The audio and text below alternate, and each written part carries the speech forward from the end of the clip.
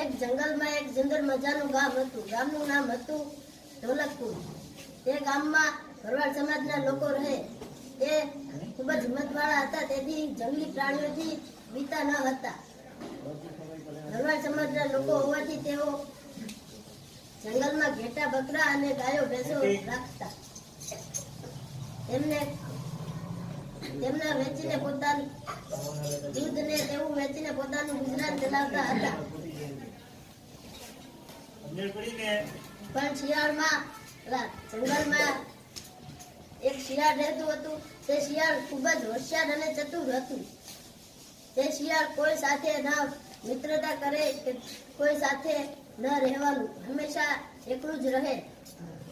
જો કોઈ સાથે મિત્રતા કરે તો તે તેના કામ પૂરતી જ મિત્રતા કરે, પછી તે મિત્રતા તોડી નાખે. પરંતુ એક દિવસ એક ગામની બકરી શિયાળ સાથે મિત્રતા થઈ.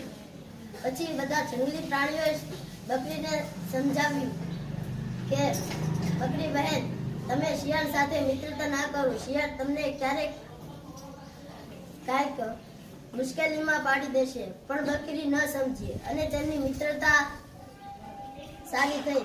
પછી એક દિવસ શિયાળ ભટકતી ગામમાં આવી ગઈ અને તે ગામના કૂવામાં જઈને પડી ગઈ. પછી ત્યાંથી બકરી નીકળી તો બકરીએ તેને જોયું અને બકરીએ કહ્યું, મારે મારા મિત્રની મદદ કરવી જોઈએ. એમ કહીને તેને બહાર કાઢવા વિચારવા લાગી. પણ તેને વિચાર્યું, જો હું ગામના લોકોને કહીશ તો ગામના લોકો શિયાળને પિંજરામાં પૂરી દે છે અને ખૂબ જ દૂર છોડી આવશે. તેથી તેને પોતે જ બહાર કાઢવાનું વિચાર્યું અને તે પણ કૂવામાં પડી ગઈ.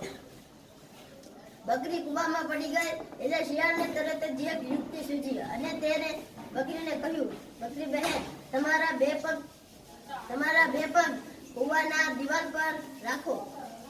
તો બકરીએ શિયાળના કહ્યા પ્રમાણે કર્યું અને બકરીએ બે પગ દિવાલ પર રાખ્યા અને બે પગ નીચે. તેથી શિયાળે ફટાક દઈને બકરીની પીઠ પર પગ મૂકીને તે બહાર નીકળી ગઈ અને પછી શિયાળ તો ત્યાંથી ભાગી ગયું.